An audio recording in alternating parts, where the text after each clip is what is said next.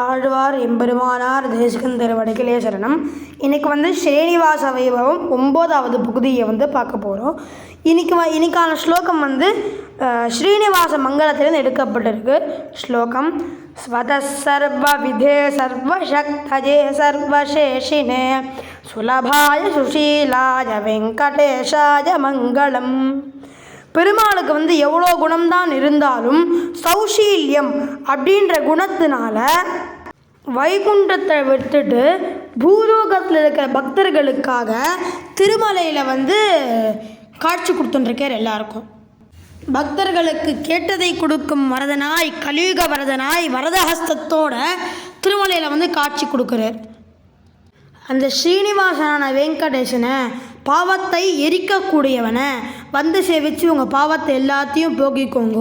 Govinda Govinda Govinda.